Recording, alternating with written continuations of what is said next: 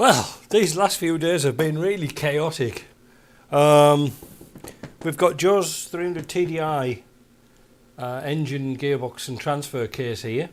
The engine, we're waiting for parts as usual. We've stripped down the transfer case yesterday. I think I might just add a little bit in here what it was like. It was really gungy, and it took Mark and I all day to get it cleaned out. What a mess it was. This was a sort of a typical example of the levers and linkages that was on there. But the purpose of this video is to show you sometimes why you can't get into high and low range. And the simple reason is that this lever here is solid. You can't even move it. It is stuck. So that's one of the reasons, because a lot of people never use low range or anything like that. Consequently, we get seized up. So what we're going to do in this little video, just to keep you updated. Oh, and another update. Parts for the my Series 1 engine, the 2 litre came, but missing one part. Bugger. Right, back to this. They're right in front of me. Right, so, which size is it? That one? Nope, I was right first time, it's the other one. What we'll need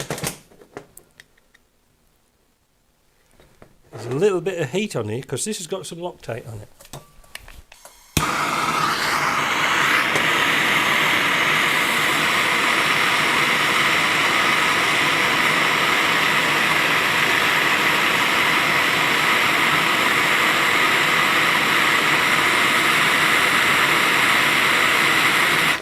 The last thing you want to do is strip the grub screw out. And you can see how tight it was.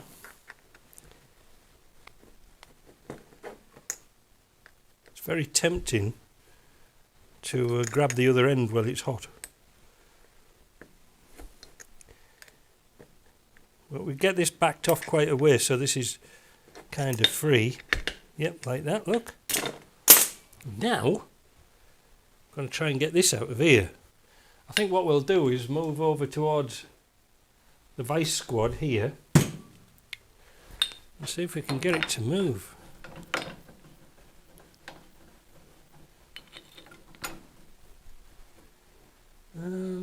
What's in the armoury? Deeply creep. It won't be at this end, I don't think, because there's a bushing in there.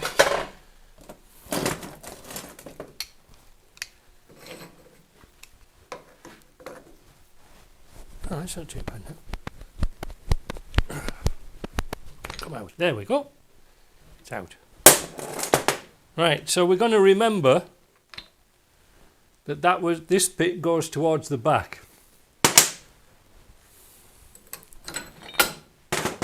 So what we're going to do now is pop these in the parts washer, get the grease off, and get the silicones off, sealer. Both pieces, clean them up a bit in the parts washer first. Then we're going to go to the sandblaster. So I'll show you what it's like after the parts washer, and I'll show you what it's like after the sandblaster. Now with all the parts degreased, it's ready to go in the sandblaster, and this might be the last time I'll use the sand in this particular sandblaster, because it's getting like powder now, and it hasn't got any cut in it. That's the best way to get silicone out of bolt holes. Yeah, I'm going to keep this breather in here just on a few threads so I can clean up this, because this is quite rusty as well. It's not, I don't think it's blocked up, but we can clean it all up. The pin's going to prove a little bit difficult, so we're going to put the pin through this hole here, put the clip on like that so we don't lose it, and that'll give us a way to clean up that that shaft and that pin. Right, back in a bit. Right, I just put that through the parts washer, this piece here. I didn't go too wild with it. This has been sandblasted. The bits here have been sandblasted. Now what am I going to do with these now? Because obviously the sandblaster's taken off not only the rust, but it's taken the plating off too. So what we're going to do first of all, we're going to galvanise. We're going to spray them with cold galvanised paint. But we're going to first of all make sure that that shaft turns nice in there. Listen, it's squeaky already, just like a Land Rover. Isn't that lovely? So I'm going to spray these parts, and then when we come back I should have this polished, and then we should be able to assemble it. So that's the casing all nicely shone up. It's nice inside as well, so that's good. I found a new O-ring to put on there, so now we're going to assemble this.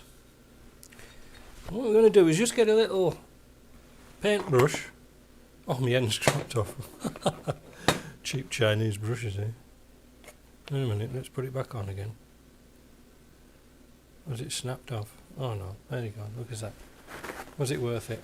100 paintbrushes for $1, but no, $10 I think it was. A little bit of white grease. A little bit of white grease. White grease. You don't have to go too wild with it. In there, like that.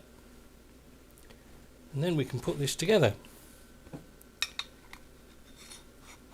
Now remember which way this went on. This went this way. And there you go, that fits in lovely there, look. Now before we fit this here, and my battery's just about to run out on this camera, I'm going to take this grub screw out, clean it up with some brake cleaner, and then put some Loctite on. So I decided to put some red on because I've just bought this blue, and I'm going to keep it for the casing bolts because apparently it's better for that. I don't know, we'll see. Now we've got to line up that little hole here with this pin. I bet you it's really tight to tighten down now. Oh, that's not too bad.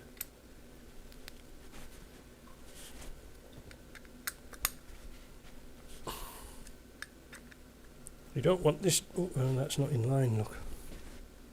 Ooh. This takes a bit of working out. See, there's the hole. There we go.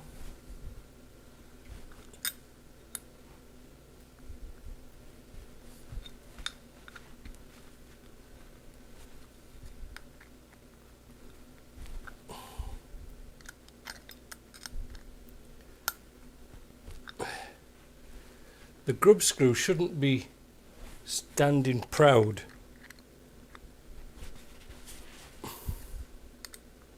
That's a clue that it's not tightened down properly. It should be flush. I don't mean flush like well off. So there you go. I've got a bit of Loctite in there, so we'll get that out with a bit of paper. So that bit's done. What a difference. 10 minutes. All done. What about the linkage? Looks great. No problems at all with that.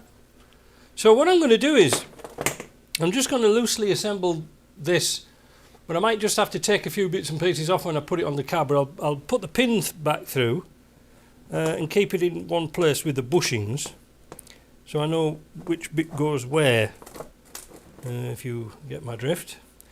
This was really, really good. I didn't think it needed any, how do we say it? Didn't need a new bush kit, which was unusual. So there we go. Whoop, come here. Now how does it go on?